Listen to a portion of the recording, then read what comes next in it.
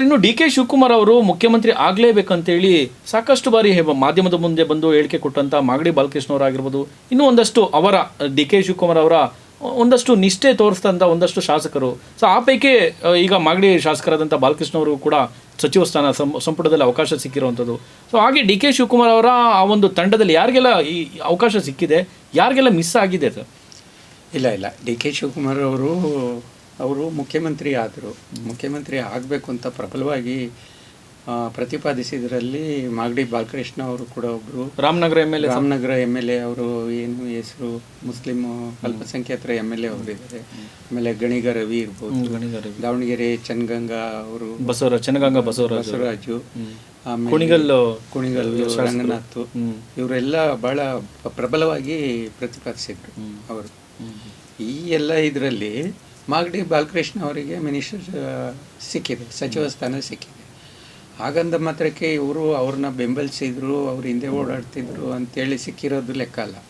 ನಿಮಗೆ ನೋಡಿ, ಯಾವ ಮಾನದಂಡದ ಮೇಲೆ ಇವ್ರಿಗೆ ಸಚಿವ ಸ್ಥಾನ ಅವರೆಲ್ಲ ಲೆಕ್ಕ ಹಾಕಿರ್ತಾರೆ. ಈಗ ಒಕ್ಕಲಿಗರಿಗೆ ಇಷ್ಟು ಕೊಡಬೇಕು, ಈಗ ಮುಖ್ಯಮಂತ್ರಿ ಸೇರಿದಂತೆ ಒಕ್ಕಲಿಗರು 6 ಜನ ಇದ್ದಾರೆ, ಲಿಂಗಾಯತರು 6 ಜನ ಇದ್ದಾರೆ, SC 7 ಜನ ಇದ್ದಾರೆ, ಆಮೇಲೆ OBC ಇಷ್ಟು ಜನ ಇದ್ದಾರೆ, SC ST ಬರುತ್ತೆ, ಮತ್ತು ಈಡಿಗಾಸು. ಈ ರೀತಿ ಅವರು ಕ್ಯಾಸ್ಟ್ ವೈಸು ನೋಡ್ತಾರೆ. ಆ ಕ್ಯಾಸ್ಟ್ ವೈಸಲ್ಲಿ ಪ್ರಾದೇಶಿಕವಾರು ಯಾರಿಗೆ ಕೊಡಬೇಕು. ನಿಮಗೆ ಉದಾಹರಣೆ ಹೇಳಬೇಕು ಅಂದರೆ, ಮಾಗಡಿಗೆ SM ಕೃಷ್ಣ ಸಂದರ್ಭದಲ್ಲಿ HM ರೇವಣ್ಣಗೆ ಬ್ಯಾಕ್ವರ್ಡ್ ಕಮ್ಯುನಿಟಿ HM ರೇವಣ್ಣಗೆ ಅವಕಾಶ ಸಿಕ್ಕಿತ್ತು. ಅದರ ನಂತರ ಹತ್ರ 21 ವರ್ಷ ಆಯಿತು ಮಾಗಡಿ ಕ್ಷೇತ್ರಕ್ಕೆ ಸಚಿವ ಸ್ಥಾನ ಸಿಕ್ಕಿರಲಿಲ್ಲ. ಈಗ ಸಿಕ್ಕಿದ್ರೆ ಬಾಲಕೃಷ್ಣಗೆ ಅವಕಾಶ ಸಿಕ್ಕಿರೋದು. ನಾವು ಆ ದೃಷ್ಟಿಕೋನದಲ್ಲಿ ಯೋಚನೆ ಮಾಡಬೇಕು. ನೀವು ಏನು ಡಿ ಕೆ ಶಿವಕುಮಾರ್ ತಂಡ ಅವ್ರನ್ನ ಬೆಂಬಲಿಸಿದ್ರು, ಈ ಥರ ಬೆಂಬಲಿಸೋರು ಡೈಲಿ ಇದ್ದೇ ಇರ್ತಾರೆ ಅವರಿಗೆ.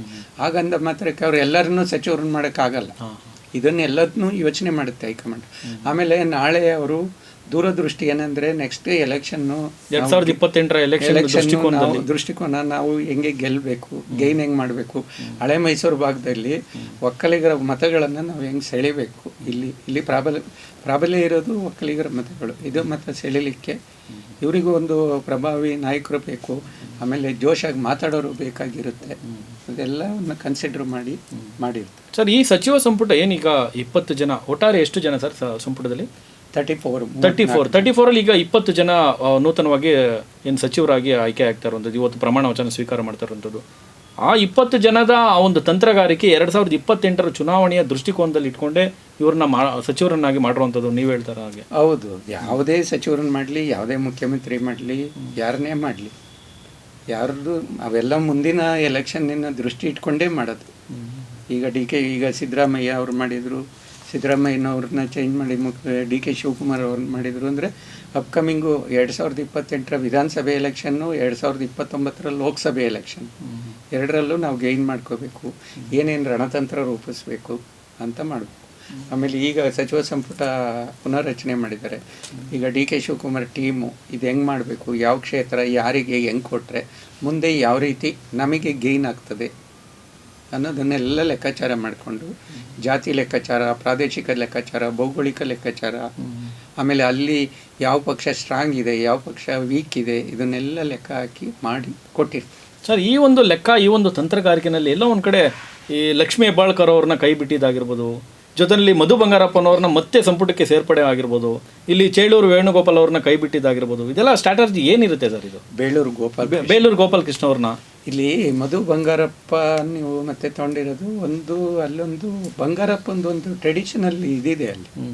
ಎಲ್ಲಿ ಅವ್ರದ್ದೇ ಆದಂತ ಒಂದು ವರ್ಚಸ್ಸು ಸೊರಬ ಅಂತ ಹೇಳ್ಬೋದು. ಸೊರಬ, ಶಿವಮೊಗ್ಗ ಟೋಟಲಿ ಒಟ್ಟಾರೆ ಶಿವಮೊಗ್ಗನ ಸರ್? ಶಿವಮೊಗ್ಗ ಟೋಟಲಿ ಬಂಗಾರಪ್ಪಂದು ಒಂದು ವರ್ಚಸ್ಸು. ಆಮೇಲೆ ಬಂಗಾರಪ್ಪ ಅವ್ರದ್ದು ಇವರಿಗೆ ಡಿ ಕೆ ಶಿವಕುಮಾರ್ ಅವರಿಗೆ ಸ್ವತಃ ಮುಖ್ಯಮಂತ್ರಿನೇ ಒಂದು 2-3 ವೇದಿಕೆಯಲ್ಲಿ ಹೇಳ್ಕೊಂಡಿದ್ದಾರೆ, ನಾನು ಬಂಗಾರಪ್ಪನ ಶಿಷ್ಯ, ನಾನು ಮುಖ್ಯಮಂತ್ರಿ ಆಗಲಿಕ್ಕೆ ಬಂಗಾರಪ್ಪ ಅವ್ರ ಕಾರಣ, ಇದೆಲ್ಲ ಹೇಳ್ಕೊಂಡಿದ್ದಾರೆ.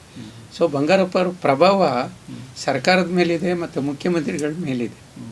ಸೊ ಹಾಗಾಗಿ ಆದ್ರ ಪ್ರಭಾವ ಮಧು ಬಂಗಾರಪ್ಪ ಅವ್ರ ಮೇಲೆ ಬೀರಿರ್ಬೋದು, ಆ ವರ್ಚಸ್ಸಿದೆ ಅಲ್ಲಿ. Okay sir. ಇನ್ನು ಲಕ್ಷ್ಮೀ ಹೆಬ್ಬಾಳ್ಕರ್ ಅವ್ರನ್ನ ಕೈ ಬಿಟ್ಟಿದ್ದು ಒಂದು ರೀತಿ ಆಶ್ಚರ್ಯ ಅಂತ ಹೇಳ್ಬೋದು ಸರ್? ಅಚ್ಚರಿ ಅಂತ ಏನಿಲ್ಲ. ಈಗ ನಮ್ಮಲ್ಲಿ 5-6 ಅಥವಾ ಡಿಮ್ಯಾಂಡ್ ಆಗಿತ್ತಾ ಸರ್ ಆ ಪ್ರಾಂತ್ಯದ ನಾಯಕರದ್ದು ಏನಾದರೂ ಡಿಮ್ಯಾಂಡ್ ಆಗಿತ್ತಾ? ಅಲ್ಲ ಇದ್ರು ಅಲ್ಲೊಂದ್ ಕಡೆ ಸರ್ ಅಲ್ಲಿ ಸಾವುಕಾರ್ ವರ್ಸಸ್ ಲಕ್ಷ್ಮೀ ಹೆಬ್ಬಾಳ್ಕರ್ ನಡುವೆ ಒಂದಷ್ಟು ಗೊಂದಲ, ಲೋಕಲ್ ಬಾಡಿ ಎಲೆಕ್ಷನ್ ಅಲ್ಲೂ ಕೂಡ ಒಂದಷ್ಟು fight, neck to neck fight ನಡೀತಾ ಇತ್ತು. ಅದರ ಒಂದು ತಂತ್ರಗಾರಿಕೆ ಆಗಿರ್ಬೋದಾ ಸರ್ ಇವ್ರಿಗೆ ಸಚಿವ ಸ್ಥಾನದ ಕೈ ತಪ್ಪಿರೋದಕ್ಕೆ ಲಕ್ಷ್ಮೀ ಹೆಬ್ಬಾಳ್ಕರ್? ಹಂಗಲ್ಲ ಭಾಸ್ಕರ್ ಇದ್ರೂ ಇರ್ಬೋದು. ಅಲ್ಲಿ ಏನಂದ್ರೆ ಪಂಚಮಸಾಲಿ ಲಿಂಗಾಯಿಟ್ಸ್ ಒಂದು ಇದು ಬರುತ್ತೆ, ಪ್ರಭಾವಿ ಸಮುದಾಯ ಬರುತ್ತೆ. ಅಲ್ಲಿ ಲಕ್ಷ್ಮಣ್ ಸವದಿಗೆ ಅಕಾಮಿಡೇಟ್ ಮಾಡಿಕೊಟ್ಟಿದ್ದಾರೆ. ಹಾಗಾಗಿ ಅವರು ಪ್ರಭಾವಿ ಪಂಚಮಸಾಲಿ ಅವರು ಇಲ್ಲಿ ನಂಬಿ BJPಯನ್ನು ಬಿಟ್ಟು ನಂಬಿ ಕಾಂಗ್ರೆಸ್ಸಿಗೆ ಬಂದಿದ್ರು. ಸೊ ಈ ಸಂದರ್ಭದಲ್ಲಿ ಅವ್ರಿಗೆ ಕೊಡಲಿಲ್ಲ ಅಂದರೆ ಮತ್ತೆ ಅಲ್ಲಿ ನಂಬಿಕೆ ಇರಲ್ಲ. ನೆಕ್ಸ್ಟ್ ಯಾರಾದರೂ ಕಾಂಗ್ರೆಸ್ನ ನಂಬಿ ಬರಬೇಕು ಅಂದರೆ ಅಲ್ಲಿ ಹೋದ್ರೆ ಏನು ಸಿಕ್ಕಲ್ಲಪ್ಪ, ಏನು ಮಾಡೋಕ್ಕೆ ಹೋಗಬೇಕು ಅಂತ ಯೋಚನೆ ಮಾಡ್ತಾರೆ. ಸೊ ಹಾಗಾಗಿ ಅವ್ರಿಗೆ ಕೊಡಬೇಕು. ಈಗ ಲಕ್ಷ್ಮೀ ಹೆಬ್ಬಾಳ್ಕರ್ಗೆ ಕೊಟ್ಟಿದ್ರಲ್ಲ ಸಚಿವ ಸ್ಥಾನ, ಒಂದು ಟೈಮ್ ಕೊಟ್ಟಿದ್ರಲ್ಲ ಸಚಿವ ಸ್ಥಾನ. ಆಮೇಲೆ ಇನ್ನೊಂದು ಏನಾಗುತ್ತೆ ನಿಮಗೆ, ಈಗ ನಮ್ಮಲ್ಲಿ ಗೆದ್ದಿರೋರೆ ಒಂದು 4-5 ಏನೋ ಮಹಿಳೆಯರು.